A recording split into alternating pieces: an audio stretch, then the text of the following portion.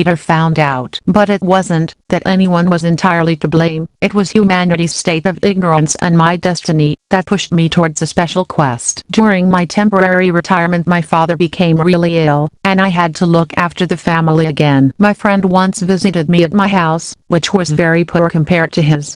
I was pleased to see him, and he admired me even more. Fate wouldn't be a very pleasant one for my friend.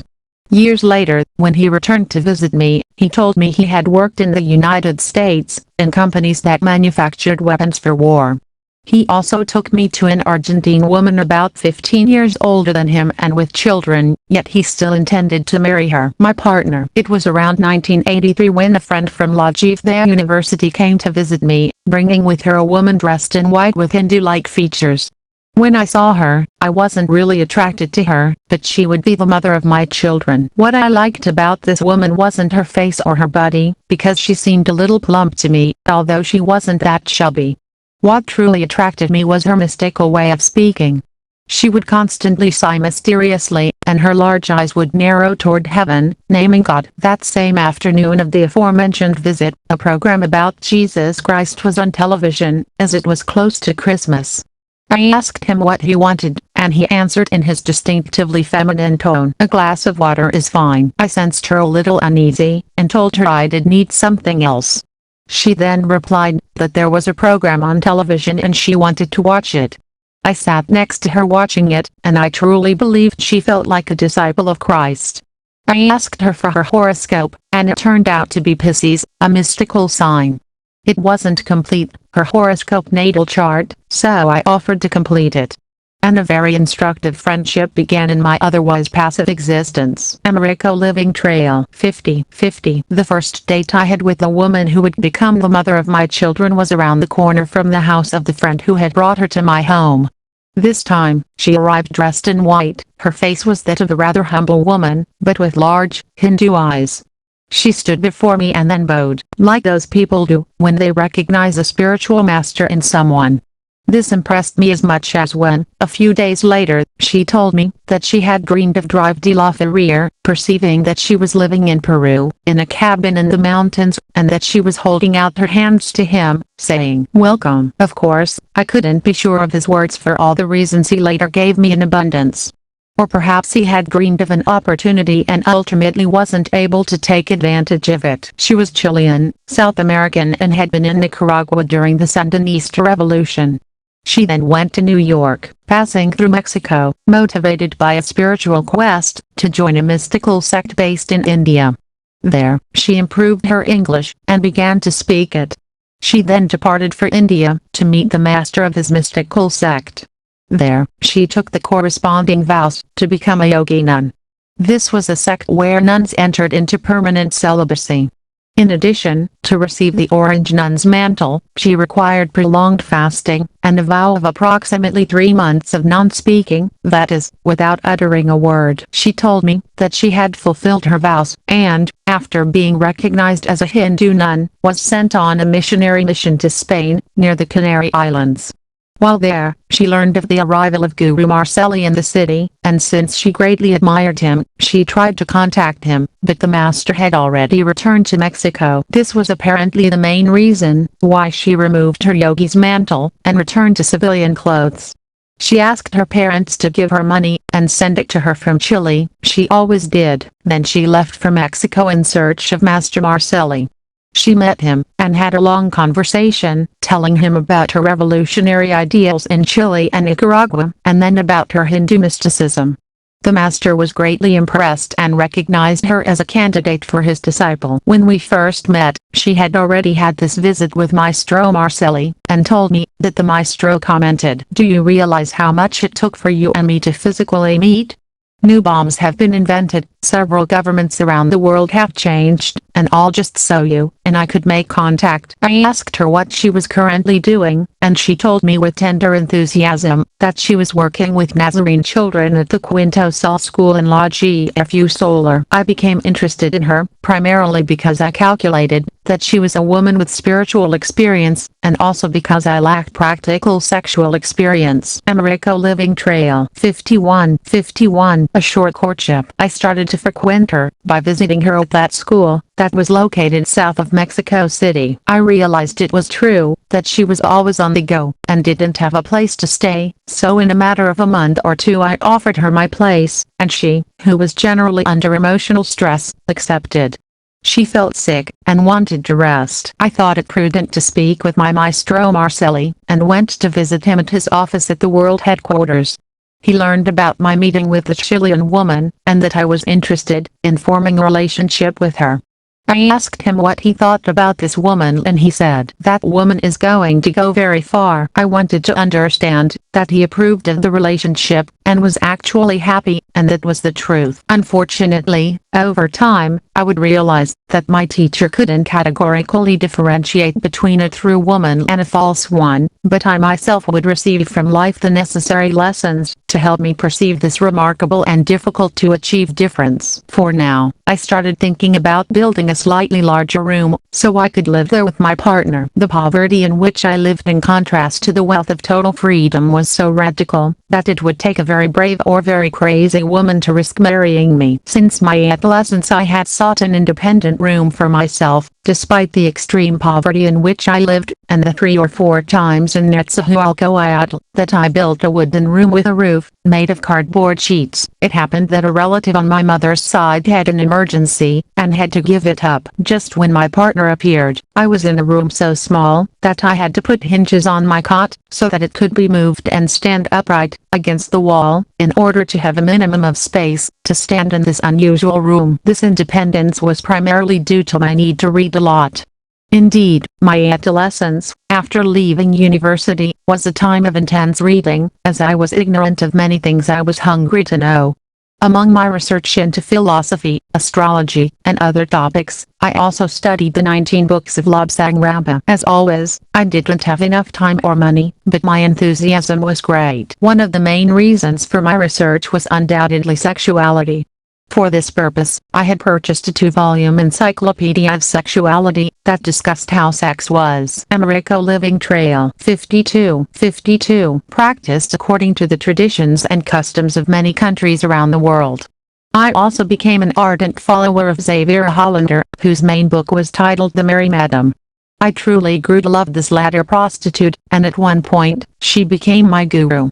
Those who have read about her know that she was simply a happy whore who had managed to shine in the world by teaching the world through her books that corrupt sexuality was universally practiced in all major countries, including by high-ranking government figures such as ambassadors and other important figures. Nascent sexuality. In reality, by nature, sex was my passion, and I say it was my passion, because over the years I have discovered that my sexual passion, instead of dying out, has transformed into what I call an immaculate passion. I was about 5 years old when I was running an errand around the corner from our house in the working-class neighborhood.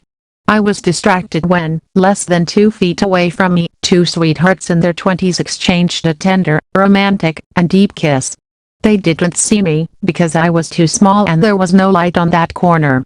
But this impression remained etched in me as the wonderful beginning of all romantic love. From that age, I watched TV with the neighbor, since we didn't have any at home. There were popular programs like Child Stars, where well-dressed girls sang, and I fell in love with them. These were my first attractions to the opposite sex. When I entered elementary school, of course, like every child in general, the person I fell deeply in love with was my first grade teacher, who was about 20 years old. I began to realize the importance of sexuality at the age of 10, when one of my friends in 6th grade told me that it was possible to feel something extraordinary by rubbing an object against your testicles. This friend was truly lost in the world of sex at such a young age, and clearly, despite my innocence, I noticed homosexual tendencies in him. Fortunately, something within me protected me, and kept me away from dangerous situations. The fact is, that I experienced these sensations recommended by my friend, this being a peculiar way of masturbating. However, I soon forgot about it, because by nature it did not satisfy me completely. In high school, I had my crush, like many of us, but she didn't find out about it until after I graduated, and even then, the relationship wasn't possible, even though she wanted it, because I was more awake, and it seemed silly to me. I didn't really love her. Even in high school, I didn't know that sexuality consisted of penis and vagina penetration. I basically sensed it, but I didn't know it for sure. It's actually sad that back then there wasn't any real sex education in schools. It's something that's barely being addressed, and even teachers themselves still don't know for sure who sexuality is for, or what it's for. Americo Living Trail 53. In high school, if I'd had a little money, I might have made irreversible mistakes due to my passionate temperament, which hadn't gone beyond a few innocent and playful explorations of sexual sensations shared with a few cousins. But something always made me yearn for sexuality with love rather than lust. It was when I saw pornographic magazines my school friends shared with me that I learned what it was all about. So, in high school, I had opportunities to start dating one or two women, but my lack of money and desire to find the woman of my dreams kept me from pursuing anything more ambitious. Because of this, I was content to hang out with my cool friends, that is, we'd skip school and go see erotic movies. And, at the time, my father considered me mature enough to share his friendship with me by taking me to see these kinds of movies. In fact, in high school, I had few but good friends, and my sexual craze couldn't find a physical outlet, and masturbation didn't interest me. In other words, it didn't obsess me. So for long periods, I forgot about it. But sometimes my temper would get the better of me, and I'd talk to some unknown student with such a whirlwind of passion that she'd be disturbed, as if stunned, and I could take from her whatever I wanted. It was a peculiar force that I later learned was astrologically due to the influence of Uranus on my sexual relationships with women. Because of this, several times, I'd start talking to a student I'd bump into by chance at school, and she'd end up telling me about her family life, amidst my passionate and unexpected friendship. What I mean is, I could be walking along and suddenly tell a young woman I was impressed by, and so on, and she would almost always smile, and try to get me to continue the courtship, but there I would stop, because without love, passion had no meaning for me. Even from a young age, I didn't like women to be passive and men to be active. I wanted there to be balance, a give and take. But I had to study hard to understand that women owe their passivity to centuries of conditioning, and are only just beginning to recognize this symptom in themselves. Only very few women manage to transcend this, and generally they don't do it correctly. I myself was impressed when, as a teenager, while once traveling on the bus, I began to erotically caress a young girl my age with such love, because I can't say it was with respect, rather it was with devotion to the eternal feminine or something like that, that she was, as if stunned and trapped by my force. She was surely inexperienced like me, because she remained, as if petrified for me to dispose of her as I thought best. I believe this is due to the hypnotic power that the Scorpio sign gives. Then, when I arrived at the place where I had to get off, I simply and with more love gently moved away, and continued on my way, as if everything had been natural. On another occasion it was just a kiss or a caress on the hands. As I grew a little more mature, it was enough for me to contemplate them, and make them mine with this alone. I didn't touch them, because this was beautiful in itself, immaculately so, without having to enter into their lives and their problems, without having to pay them a kind of rent, that is, without having to deal with their mother, their flaws, and the whims typical of every teenager, so that at the end of the tunnel, the charm is lost. Americo Living Trail 54. I realized how wonderful and dangerous my way of loving women was, and that held me back. However, my character was going to lead me to unusual situations on my initiatic path. I remember special moments in high school, for example, when my high school friends playfully took some soda from a vehicle dedicated to distributing it to stores. And I don't know how they also obtained bottles of liquor. When I arrived, they practically forced me to get half drunk with them. They were happy. At the high school level, my teachers were generally a product of the 1968 movement in Mexico, which had culminated in the sacrifice of many students in Tlatelolco, so they had self-government as authorities in the school where I taught. They often rebelled, or were attacked by judicial agents. Some young women were threatened for their insubordination to the authorities, and others, less fortunate, were raped as a form of torture by unworthy police officers.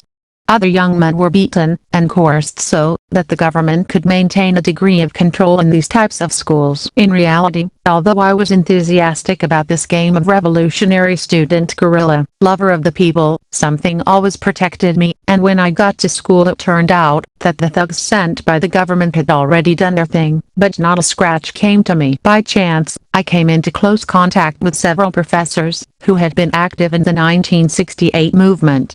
This instilled in me a great desire to help people free themselves from the oppression of the man-machine. I must admit that it was thanks to my lack of money that I didn't throw away my life with a sexuality I wasn't ready to express, so with the exception of a relationship I had at 14 with the daughter of one of my mom's friends, there was nothing more. This girlfriend was the same age as me, and together we began to experiment with kissing. But realizing that sex enslaved humanity, and that this was the fundamental cause of all its downfall, I studied it very seriously. All my passion overflowed in this regard. The scientific spirit that has always characterized me reached a boiling point here, and my ideas flowed within me without inhibition, until I realized that sex, when it seems purest, is impure, and that those who practice it authentically, even if they are called impure, are truly pure beings. Anyway, all of this is relevant, because after finishing high school with over 2 semesters of credit, 14 courses, due to my father's untimely illness, I had to take special exams. And, at that time in my life, the need to pass my classes was stronger than starting a relationship. That's how I decided to leave high school, as they say, against the grain. And I was only going to truly encounter sexuality through the one who would be the mother of my 4 children. I had never had physical sex, although, because of my personality, life seemed like it would present me with that experience at any moment, but then it didn't happen. Americo Living Trail 55. For example, when I was in high school, we went to Acapulco, and one of my uncles, trying to do me a favor, took me to a brothel. He made a deal with a local prostitute. But when I was intimate with her, and saw that she wasn't taking off her bra, but was just opening her legs to receive me, I wasn't inspired. I wanted to take off her bra, because instinctively I wanted to see her naked. She was really frigid in her attitude, as is generally the case in these places. So she revealed herself. I told her not to worry about the money, but that I couldn't have sex like that. And that was the end of it. A few times, when I was still younger, around the age of 14, my cousins, who were already in college, tried to take me to brothels, but for some reason we'd arrive, and there were no waiters. It took about 3 attempts from their kind hearts, but they always failed. So, by a twist of fate, I had kept my virginity. Precisely because it was the thing that interested me the least, perhaps because by then I understood that virginity is not a physical state in either man or woman, but a state of consciousness. Living in my father's little workshop and my friend in disgrace, I was about 25 when the future mother of my children began to have the urge to sleep with me. She was still working as a teacher for the Nazarene children at the Quinto Sol School. As for me, as I said, I had decided to build a small hut to take her to live with me. I hadn't told my parents about it, because I was first trying to figure it out for myself. The truth is, that it was because of this challenge, that one day I made the firm decision to begin another temporary retreat, because I knew that the mind attracts what one desires, and I had more or less confidence in this. I thought that, if I was in the workshop all day and slept there, I could focus on making money, looking to do more jobs, attract new clients, and thus earn some surplus. I grabbed some blankets, and went to live in my father's workshop. Health reasons prevented me from doing so. I wanted to kill 2 birds with 1 stone, continue trying to support my parents' family in the precarious way possible, and at the same time, try to start my own family. A truly impossible prospect. I would wake up very early in the apartment where I lived, and, without lifting the metal curtain that faced the street, I would do my usual exercises. Then I would take a natural water bath in a room so small it was barely possible to move, and then I would do my yoga postures. This was supposed to last, as far as I remember, about 3 months. And so, the dream came true, and I began working hard to deliver for my clients, who were almost as poor as I was. One night I heard a knock on the accessory door and opened it, where my future partner was standing there, ready to stay with me. I was delighted, and we slept together, but since the situation wasn't clear, I didn't want to have sex with her. She reluctantly controlled Americo Living Trail 56 herself and agreed to stay under these conditions for several nights. The truth is, I wanted to treat her as my wife, and not just a mere slut. She began to show signs of exhaustion, so she could no longer work at Quinto Sol School. That's when I offered her my house, and she accepted. Around that time, I remember a childhood friend, whom I considered my biological brother, showed up at the workshop. He'd gotten married 3 or 4 years earlier, and had invited us to his wedding. His wife was truly what you'd call an easy woman. She flirted with everyone, and clearly enjoyed sex. But my friend brother was in love with her, and I respected that. That day he arrived at the workshop, I noticed he was concerned, and he had the confidence to tell me that before getting married, he worked as a lifeguard at a pool for the poor in the Paraíso neighborhood. Working as a lifeguard, he had had the opportunity to meet many young women who enjoyed sex, and he did participate in several orgies. After getting married, he felt unwell in that corrupt environment, mainly because his wife belonged to it, which was where he had met her. She liked easy sex, but he tried hard to preserve his marriage until, while drunk, he killed someone. When he came to, he realized what had happened, and his first thought was to seek refuge with our family. It was in these circumstances that he ended up at my father's small house. I didn't question him, scold him, or dismiss him, but rather accepted and respected his entire process. If he asked me for advice, I gave it to him.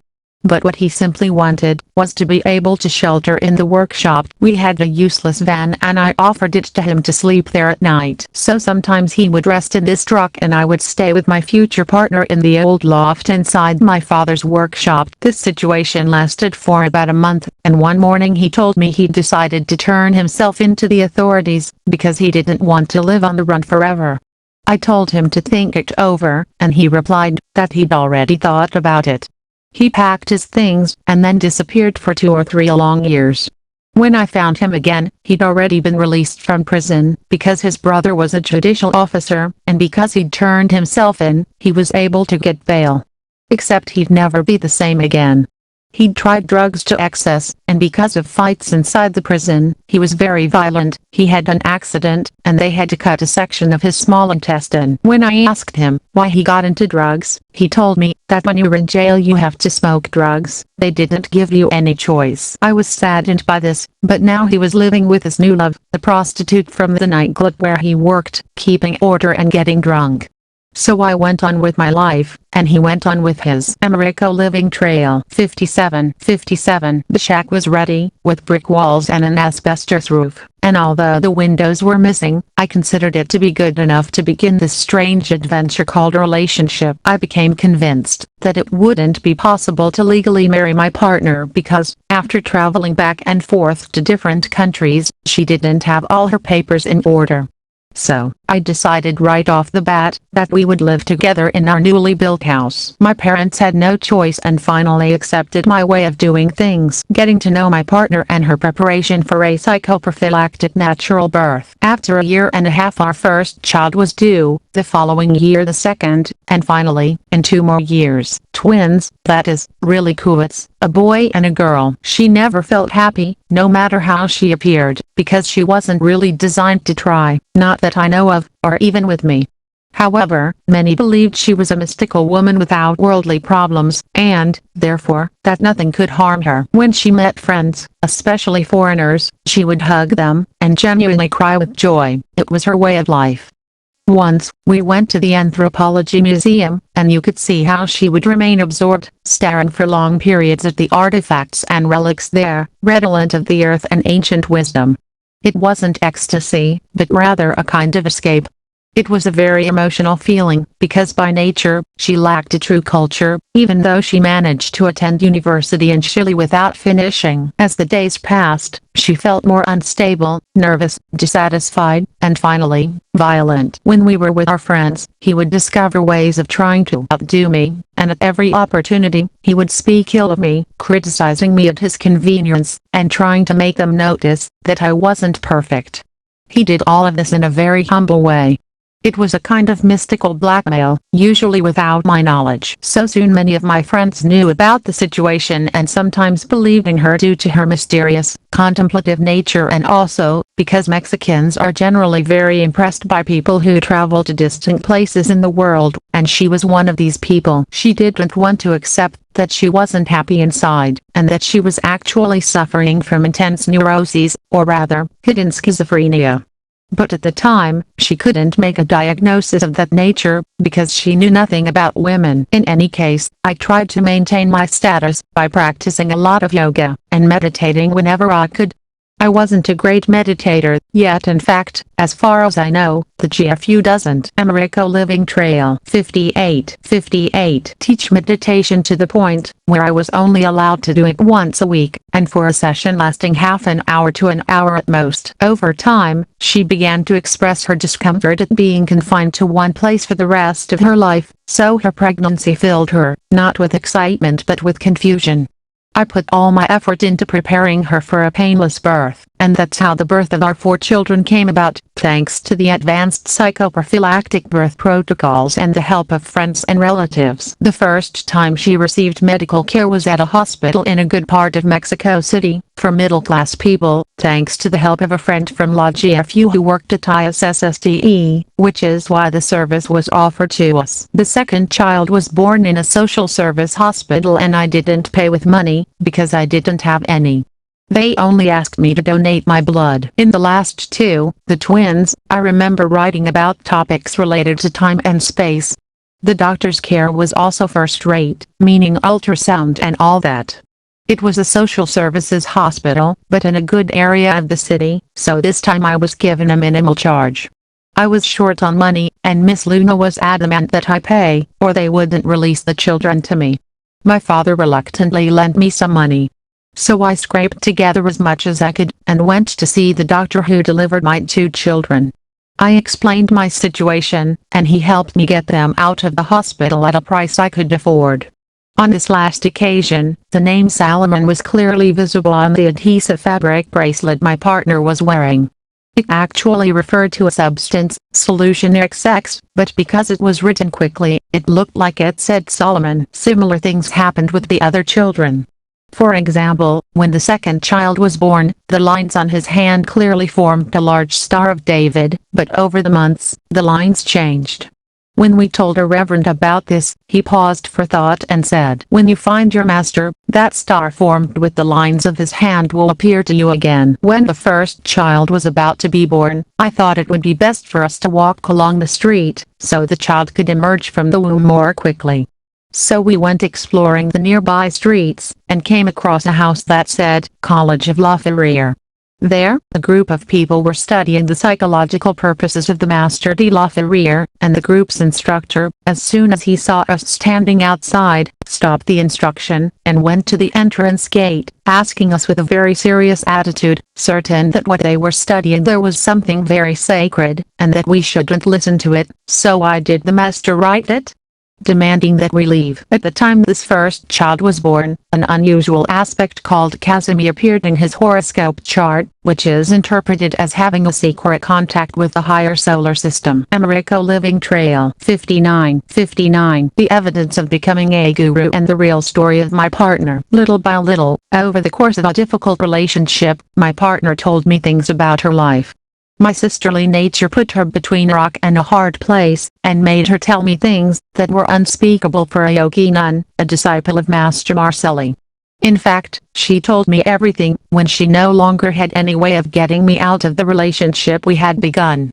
She wasn't honest from the beginning, mainly because she was interested in being with someone who would become a guru, and I was such a person. In fact, when I met her, she told me that she had been visiting a famous tarot reader for about 2 weeks, and that she had been told that she would soon meet someone very important, someone special who was going to be a grand master.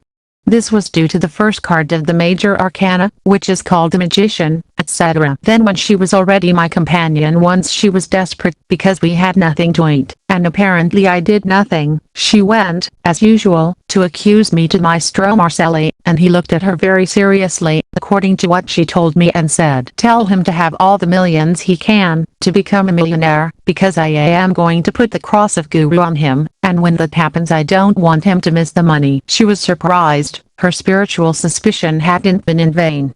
Now she confirmed that I was going to become a teacher. Also during the course of our relationship, I was filled with great joy when Maestro Marcelli called us at my sister's house, who also lived on the same lot, and chatted with her for a long time. A few days later we received letters signed by the master, and in one of them, he began to call us disciples. We went to Eugenia several times, because my partner had entered the Yamines school and then, to the Jagnian school. The teacher was happy to see us, especially because we were the seed of a new race, an Aquarian family, since in a family like this the parents let the hair of each of their children grow until the age of 7, and so it was. They were vegetarians from birth, ovo-lacto-vegetarians, and, furthermore, since they arrived from the hospital, 3 days old, they were bathed with cold water, natural. I was proud that they saw my children with their hair growing.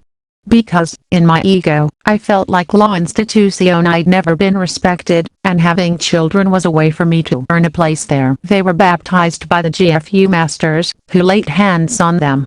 Because of this, some who had been close to Master Estrada, for example, his niece and her husband, became Americo Living Trail 60. My Aquarian friends. I truly loved them, and they admired me for my knowledge of astrology and profound philosophy. Everything was going well on the surface, but the truth weighed on my shoulders, that I myself could not fully understand.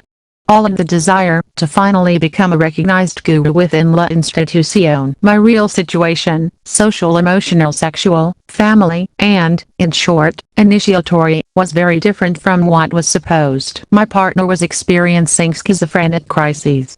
She felt suffocated by poverty and let her fundamentally negative temperament take over. I was always the one who gave in, supported her, and encouraged her. It was difficult for me to fulfill my duties, and also shoulder the burden of caring for the babies.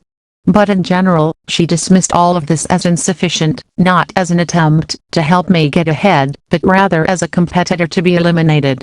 It was like trying to fill a bottomless barrel. He never celebrated my small successes. We weren't really in love with each other. She made bread, and worked until very late at night, and since it was a very poor house, she had to fight against the persistent mice that sneaked in through various holes in the room, mainly in the place where she made the bread. My joys were for my Aquarian family, that is, my friends in the pre-initiatory schools of the Middle Jagnian and later, of Jagnian. They were truly fraternal, or so I perceived. It was at the time when the session I attended was at the Tonantzin Institute, very close to the Indias Verdes metro station in Mexico City. We always arrived with our little ones and my boxes of bread that I would sell. Both of us, and especially her, dressed in white, like a copy of Jararcus or Aquarian hippies. But we weren't the only ones. It was a kind of general trend within the Largiflini Solar University. The money didn't last more than 2 days, so I managed to work with my father, but she became more negative. Then I also made some horoscopes, birth charts, and charged them at a price affordable to the brothers, which wasn't a good business, since most people despise the sacred science, perhaps because it has been so discredited by charlatans or ignorant scholars. Netzahualcoyotl Institute. Over time, I learned that just a few blocks from my house was an institute called Netzahualcoyotl, of which I soon became director. Of course, at the GFU, no official receives a salary, at least not officially. This seems very spiritual, but in reality, it becomes a breeding ground for corruption, since the financial needs of those involved must be met somehow. Things weren't going well here, primarily due to the lack of culture among the people who Americo Living Trail 61 attended. Because, frankly, who would be thinking of practicing yoga in this poor municipality, when what they need most is food every day? Such was the instability of this institute, that I once asked the GFU Council to conduct a direct assessment. After their visit, the council declared that the institute was not functioning properly. In the following days, I gathered everything I considered to belong to the institute. They were symbolic things, with no material value, and not from the house of the sister, whom I cared about, and in reality, we never argued. And then I took that home. My idealistic and foolish spirit made me think that the 10 brothers who formed the administrative group of this institute would jointly found a new place to reopen the institute's activities in Netzahualcoyotl. But the poor people of Netzahualcoyotl and the lack of character of this apathetic group prevented the institute from reopening. The group I trusted to be members of the Netzahualcoyotl Institute were simply ordinary people. Like many others in the institution, even though they carry crosses that supposedly make them initiates, they are actually just ordinary people. It's a lesson I would only learn years later. Unexpected confessions from my partner. My partner began to make confessions to me that nearly broke up our relationship, but what stopped me was that my maestro Marcelli couldn't be wrong, and for him, this woman was spiritual. Among the hardest to accept was when she told me that in Chile she met a revolutionary hippie who would be the father of the daughter she had before we met, and that he smoked marijuana. Some of her friends also did it, and persuaded her to La Universidad. Thus, in her innocence and lack of sexual culture, she became involved with some of these revolutionary students who dreamed of overthrowing the Chilean dictatorship. She later became involved in planting bombs in public trash cans and other places, doing so as a form of rebellion against the dictatorial government. With these conversations I began to glimpse my real situation, from which neither my maestro Marcelli nor anyone else could get me out, but myself and my conscience. It was because of her rejection of so much social injustice that she went to Nicaragua, which was the revolutionary promise for a vanguard socialist government in the Americas.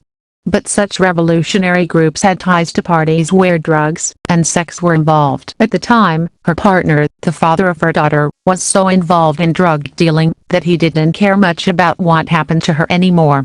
So her daughter lived as a motherless child, and when he decided to come to Mexico to try his luck, he brought the girl without her mother's consent, for who knows what reasons. Americo Living Trail 62. But she couldn't give up on the child, and came to Mexico looking for her. There, she became interested in mystical groups based in New York and India. At that moment, her desire to have the child changed to that of going to New York and then India. She went to Spain, and returned to Mexico again, trying to win back her daughter, and, at the same time meet Master Marcelli. When she was already with me, her daughter went to Chile with her grandparents and they never let her go. These were difficult crises for me, which became increasingly more serious with information, since I wanted to know everything. He told me that in Spain he gave up his habit, when he felt remorseful, because he had had sex with a tour guide in the city of Compostela. When he arrived in Mexico he had sex with the still teenage son of one of our friends from the GFU. I didn't know how to deal with all this information she was giving me, so all I did was forgive her, and hope she'd change. Over time, I would come to realize that no one ever magically changes when it comes to cases like this. In reality, he didn't want to admit that she was secretly still using drugs to a greater or lesser extent, but what he was still unable to accept was that she often had other lovers. I never needed to know directly, and I didn't want to admit it, but several of my friends looked at me strangely and askance. Several of them knew what was going on with this woman, and sometimes they commented on her, and smiled in that familiar mocking way. One of my aunts told my maternal family, warning them never to tell me, that they had seen my partner enter a hotel with another man. Eventually, during the family argument, they told me. I continued to defend her, not judging her by her outward actions, but rather thinking that what counted was her essence, and that my partner was an ideal. I gave her first place, because I wanted to see this whole mess through to the end. And in my speechless heart, I knew that, if this opportunity I was giving her were taken away from her or expired, it would be forever. I wasn't willing to let anything else happen to me. I would fight to the bitter end. I wasn't really in love with my wife. I didn't know what this love, based primarily on sexual dependence, was. But I wanted to convince myself that I truly loved the mother of my children. Besides, as I said, I couldn't accept that Maestro Marcelli had been wrong. There was never any real communication between her and me. I always felt her competitive spirit. When I had to record the interpretation of a horoscope birth chart on a cassette, she suffered when she heard me, and couldn't understand how I could see into people's souls when I interpreted their birth charts. Americo Living Trail 63. Sometimes I heard her sing, while playing her guitar. They were moments of hope. Other times, she brought one of her best friends with mystical tendencies or one of the orange-clad nuns from the community she had left. The monks who came to visit us spoke English, and defended their ideas, and this made me respect her, my companion. But these moments were very fragile and true joy could not flow from his wounded heart. Sometimes I would be put on the verge of very difficult trials when, after arguing with me, for no apparent reason he would sit in a corner with a knife in his hand, and begin to sob, while stammering a few words like, "How many people have I had? How many have I slept with?" And she wept as she held the knife, and threatened to take her own life. I remained calm, but very alert, while she spent 2, 3, 4 hours like that, and I knew that she wouldn't have the courage to attempt against her life, but neither would she have the courage to be happy and face herself, just as she was. This inevitably reminded me of those long years of my puberty and adolescence, when my father would come home drunk, and try to drag my mother into his bedroom to sleep with him. Back then, the arguments between my parents became so heated that we went to the police. The screams could be heard in neighboring houses, and everyone in the immediate vicinity knew about the situation. All because my father was quite jealous and my mother was so immature that she never had the courage to leave him. At the time, I didn't understand if it was because she was afraid of running out of money, or because she loved him. But what did happen was that more than once, some of my siblings and I would leave our house late at night after one of these hellish arguments between mom and dad, either to go to the police station or simply to stay at an uncle's house, so that my father, seeing the reaction, would calm down. My initiation as an astrologer. Many events have been precipitating in the life of humanity, and also in mine. These were the times when I first got to know the fraternity, mainly through groups of friends. I remember that whenever I could, I would visit the bookstore at the national headquarters, located on Insurgents Avenue near the Insurgents metro station. There, I met an astrology student with an intense temperament. His parents had let him grow up adrift, and almost unwittingly, he had become an astrologer. Despite his flaws, which he had in abundance, he was a very solitary soul and resentful of life. I realized that he perceived astrology in a way that was straightforward enough to apply to life. It was he who challenged me one day, and told me that, if I really wanted to make my own horoscope, I should come to Americo Living Trail 64, his house for 2 weeks, and forget about everything else, in order to concentrate intensely on this and achieve it. At that time, the mother of my children hadn't yet arrived in my life, but it was difficult for me to abandon my daily obligations overnight. I decided to do it, and just like that, I entered a kind of retreat for 2 weeks. Very early in the morning I would go to his house to study astrology. He was happy, because he had a friend, and it was difficult for me to get along with him, because of his temperament. We ate whatever was available at his house, and I tried to cooperate. That's how I was able to draw my own horoscope, and then he taught me how to interpret it. It was my initiation into astrology. This is something I can't forget. Once in the Ferrier bookstore, this astrologer was looking at my birth chart, and our friend who was working at the bookstore asked him, "What does he say about his life?" referring to me. "Be careful, because he is coming to establish a great doctrine, and you might be persuaded," he replied. The three of us laughed heartily. Shortly after, an astrology symposium was organized at the Teachers College, next to the metro station. The speakers were renowned astrologers. Since I didn't have any money, I just showed up to see what was going on. When some of my classmates saw me, they recognized me and asked if I wasn't going to get in. "Actually, they called me to see how I could help," I replied. Shortly after, my director from Yamines appeared and sent me to one of the classrooms to keep things tidy. When everyone started to relax, I had the opportunity to attend several very interesting conferences, things of masters and gurus. It was about 2 years after I had to go to Cuautla or Coatepec, and I took the opportunity to connect with the local bakers. I learned a lot about it, since I had pinned my hopes on this Americo Living Trail 65. It was during those days that it became more evident that Maestro Marcelli was at odds with Maestro Diaz-Porta. Maestro Estrada had passed away, and law instead to assume his destiny depended on the decisions of these teachers, the most important of our institution. They both tried hard, but were unable to give in. Their natures were completely different. I didn't question my teacher, but I was aware of the possibility of an institutional collapse. Maestro Marcelli seemed more or less confident, and told me not to worry. However, on one of our usual visits, Maestro Marcelli confessed to us that he sometimes had to take tranquilizer pills to cope with the stress caused by knowing what Maestro Diaz-Porta was doing. When we asked him what Maestro Diaz-Porta was doing wrong, Maestro Marcelli told us not to worry, because he would take care of the unpleasant situation. I don't know why, but subconsciously, I began to feel that Maestro Marcelli wasn't following in Maestro Estrada's footsteps. He didn't have to do so literally, but there was something fundamental that didn't fit with my Maestro Marcelli's personality. However, I never dared to judge him maliciously, in a negative way, nor am I interested in judging anyone personally even now. But the matter didn't end there.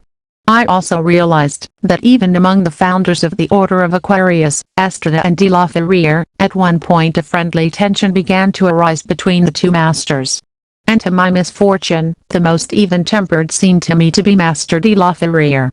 And I say to my misfortune, because in the solar order of Aquarius, Estrada is even idolized, even above Master de la Ferrier, even though, as an institutional backdrop, Dr. de la Ferrier is recognized as the Christ of the New Age. So it was not unusual for a usual dispute between Maestro Marcelli and his co-leader Diaz-Porta, with the natural danger that one of the two could lose control as general director of the Giafulini Solar Institution. The gurus and their inexplicable vow of celibacy. At the moment when Master Marcelli managed to form a guru, and put the cross corresponding to this degree on him, there was something that also had an unexpected effect on me regarding this rule of the sacred initiatic tradition, due to which every guru must enter into celibacy for something like 40 months. This didn't fit with my way of being, but I also felt that sexuality goes hand in hand with evolution, and that, if one day the great masters of humanity imposed celibacy on their disciples, it was because they must have detected that there was no maturity in the consciences of the disciples, and of humanity in general, and like someone who prohibits a child from behaving in a certain way, to save him from some danger, those wise masters prohibited Americo Living Trail 66 their disciples' physical sex, so that they would acquire self-control, and develop their own will, before facing this transcendent experience called sexuality. But applying this rule to modern humanity didn't sound like something from the 21st century, but rather like an Eastern tradition or something similar, which not even the city's Easterners take seriously. This feeling, because that's all it was, became more and more evident each time. For example, when I saw the new guru at the world headquarters with his wife, who now turned out to be his immaculate disciple. I couldn't help but notice that she was still young, and had a pleasing demeanor, and that they made a good, loving couple. This worried me, and made me serious, because I immediately discovered that it was going to be difficult for them not to have sex. But not only that, but also, what's the point of sexual abstinence, when we are truly in love? Does it make our sexuality grow or diminish in this type of situation, that is, when two people who truly love each other are together? This celibacy thing is easier when you don't love someone, or when you want to be irresponsible, but it seems pretty weird when you're in love. It seems that, under conditions of true love, the very laws of nature drive one into the arms of another without being able to call this a sin. Furthermore, at the moment someone is named guru, there is generally no one to support, watch over, and above all, inspire the new guru. Naturally, people have many doubts, and they are slow to truly recognize their status. This feeling was going to have a fundamental influence on my decisions along my path. Trying to enter a retreat at the ASRHAM of Cotepec, Veracruz, things were getting difficult financially and morally, and that made me tense. I didn't know how to move forward, because I wasn't designed to be chained to the machine man system, as Gurdjieff says. I turned to my teacher Marcelli, and asked him to recommend us for acceptance into the Kotepec ashram. He gladly did so, and issued me a document. Happy, I went directly to Coatepec, Veracruz, looked for the residents, and they were surprised that I had a document where the same teacher, in his own handwriting, authorized me to stay with my family in the ashram to live. While they were trying to get out of their funk, one of the brothers kindly showed me 2 or 3 small country houses, where I might be able to settle. But later, the residents in charge of the place called me privately and explained that, in reality, if I didn't have a job or Americo Living Trail 67 financial means, it wasn't possible for me to stay there, since everyone survived financially as best they could. I sadly returned to my life, and realized that I hadn't really been able to receive a budget from the ashram, La Institución, or even the fees we ourselves were paying as monthly contributions. The teachers were adequately provided for, so they could travel, but there was no place for them and their disciples, as La Institución. A seed law of the jungle continued to reign throughout the place, and there was nothing I could do to change this. Naturally, under these conditions, there was misgiving among the various disciples about gaining the preference and attention of the masters, and in this sense, it operated La Institución under the rule of the underground economy, so that it would be possible to survive under the guidance of the current masters who had decided to follow the guidelines of Master Estrada, or what they understood from Master Estrada. That is, that La Institución did not have a structure with a main focus on economic and business productivity. But on the other hand, Maestro Estrada never prohibited the institution he founded from being alienated from scientific and real economic development. Of course, Maestro Estrada's actions made it seem like money was very dangerous, but that didn't mean it should be discarded from humanity. La Institución is primarily a laboratory of consciousness. But I didn't quite understand how, by remaining conscious, we can remain innocent of the economic needs of modern life. So the cost of keeping the institution free from monetary corruption forced the development of the much frowned upon underground economy, so that many could conduct their business beneath the waters, and hold their heads high in the eyes of the teachers. It was a mess, and I didn't belong there. What I understood was that Master Estrada had vision and hopes for forming businesses within the GFU. The idea was brilliant, but it was merely an ideal. Master Estrada himself had not renounced the idea of ceasing to dress in his Nazarene robes, dressing in white, and letting one's hair grow long, once one reaches the 4th degree of royal initiation, or guru, to live simply as a civilian, despite his master's orders to do so.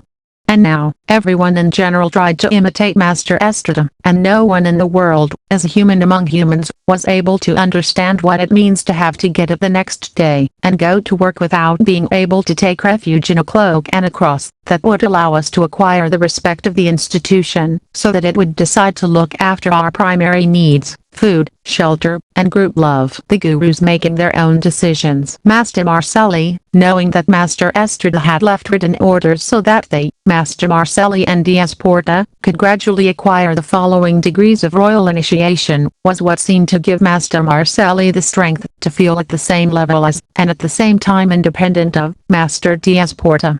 It was in this way that Master Americo Living Trail 68 Marcelli decided, together with the collegiate body, in order to obey Master Estrada's understanding, that a guru does not act dictatorially when making decisions, but rather that the collegiate body